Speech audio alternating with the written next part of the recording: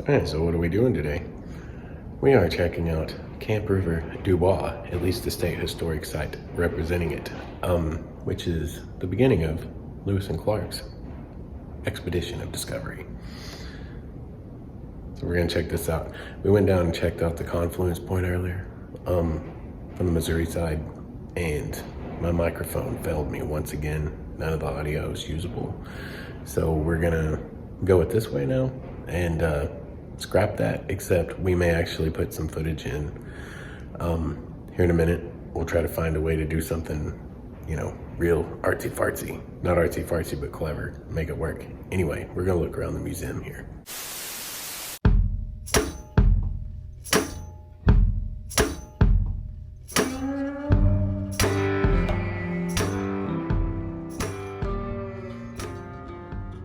Here's a representation of some of the high-tech weaponry. Those guys were carting around with them. Can you imagine having to load a pistol?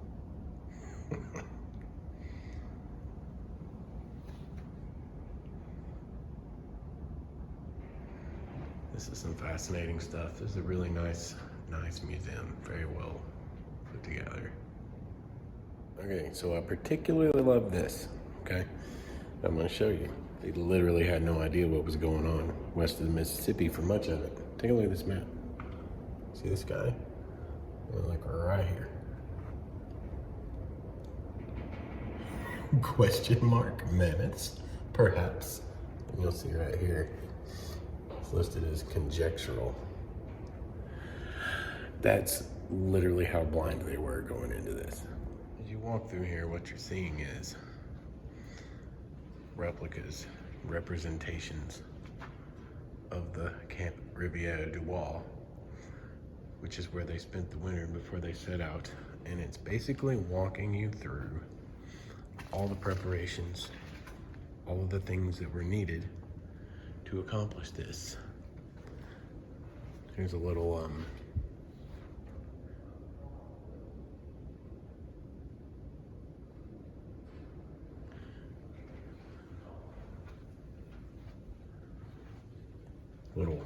representation of what a cabin for that winter may have looked like for these folks. Talks about the cramped quarters. It's very fascinating. And also, just a quick note,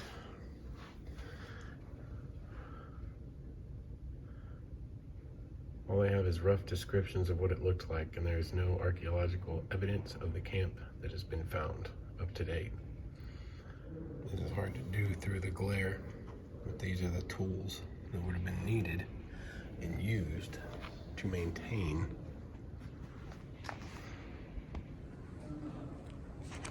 one of these guys, a keelboat, which is how they got up the river. Strictly with oars and poles.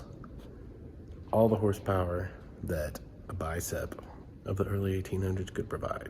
The other side of the keel boat is a cutaway. It gives you an idea of everything that was stored in here and how. You see below deck cutaways of the barrels and how they stored provisions, and also how they defended themselves.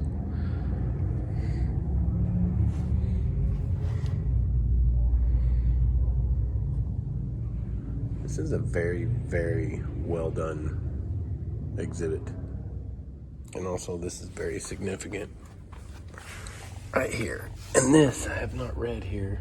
They don't have anything right next to it, but I do believe I know what this is. All of these buttons and all these little beads and things of the like they carried with them to help make peace and to trade with all the natives they met along the way, because one of their goals was to actually amicably make their way through and make some decent relationships with them as they went.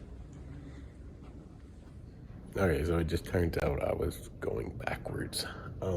Here's the whole thing lining out the whole deal. So you can see, tells you the whole story there. And here's another all meant to establish good relations and trade.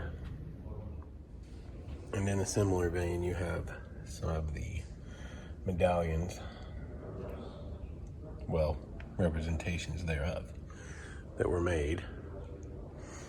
I called them peace medals, to give to the leaders to hopefully establish, as it says here, peaceful relations and instill a sense of obligation in the recipients.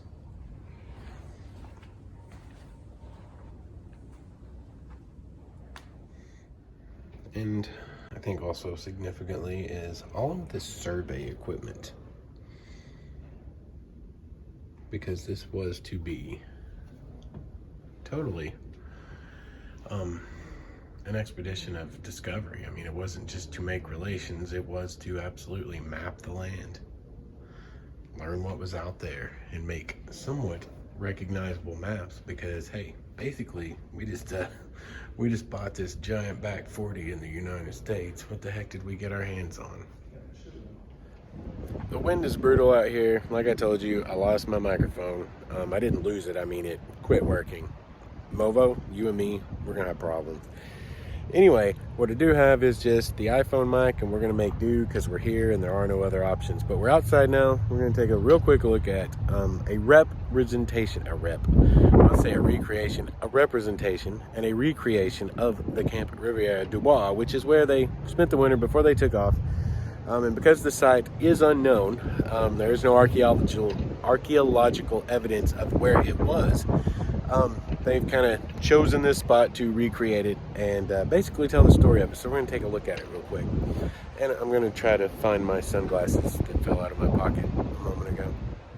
This section here basically has a pretty condensed version of the entire trip. The most interesting part of which I find is that even though they were starving to death, they preferred to eat the dogs rather than the fish that they could get from the little villages. Then, of course, you know, to wrap it all up, Columbia Bay, 7 November 1805, they saw the Pacific Ocean. And to not try and short shrift it, we are running out of time before they close in 9 minutes. But we're wrapping up the last part of the tour here.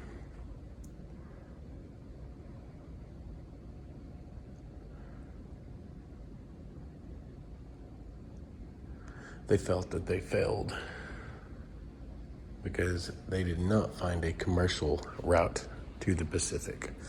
However, everything they did obviously set in place everything we know today. So a failure it was not, but in their eyes it was. There's the Eads Bridge being built in St. Louis. I have seen that bridge many times working up here.